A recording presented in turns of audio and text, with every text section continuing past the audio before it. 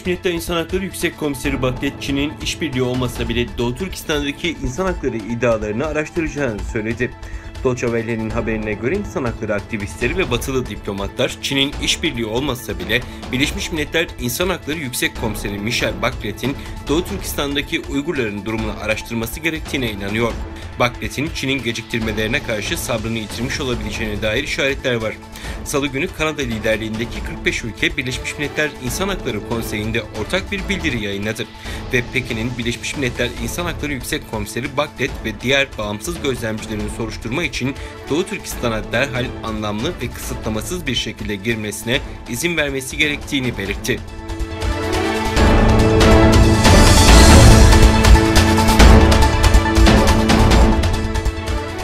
Çin Komünist Partisi'nin kuruluşunun 100. yılı yaklaşırken Çin Propaganda Daire Başkanlığı tarafından İnsan Haklarına Saygı ve Korumada Komünist Parti'nin Çin Komünist Partisi Büyük Uygulaması başlıklı bir beyaz kitap yayınlandı. Ön sözden itibaren Çince komünizm, ulusal asayiş kelimelerinden ve Çin Komünist Partisi'nin halkın güvenliği ve refahı için mücadelesinden çokça bahsedilen 7 bölümlük beyaz kitap, insan haklarına saygı gösterilmesi, ulusal egemenlik bilincinin teşviki ve insan haklarında çeşitliliğin önemi gibi ifadelerin yanı sıra Çin'in dünyada insan hakları gelişiminin desteklenmesinde önemli konuma sahip olduğu iddiasını ortaya atıyor. Beyaz kitap ayrıca Çin'in işgali altındaki Doğu Türkistan ve Tibet dahil olmak üzere uluslararası gündemin odağındaki konular hakkında bütün ulusların tüm hakları yasalarla garanti altına alınmış ve ulusal asayiş tam olarak sağlanmıştır ifadelerine yer veriliyor.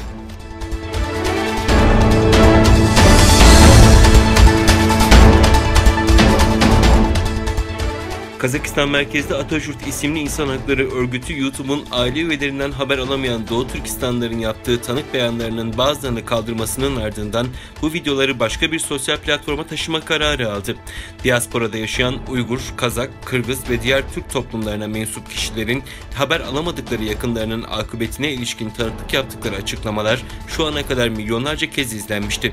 Atatürk'ün kanalı videolarından 12'sinin siber zorbalık ve taciz politikalarına aykırı olduğu iddiasıyla 15 Haziran'da YouTube kurallarını ihlal gerekçesiyle engellendi. Nisan ve Haziran ayları arasında 12 videonun engellenmesine itiraz edildi. Grup videolarından bazılarının yeniden yüklendiğini ifade etti.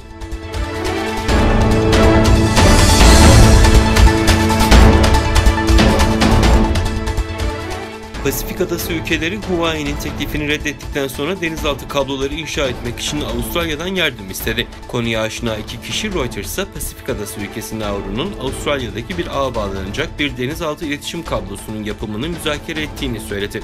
Daha önce ülkenin Çin'in bir teklifini reddettiğini bildirdi. Amerika Birleşik Devletleri ve Pasifik müttefikleri Çin tarafından döşenen kabloların bölgesel güvenliği tehlikeye atabileceğinden endişe ediyor.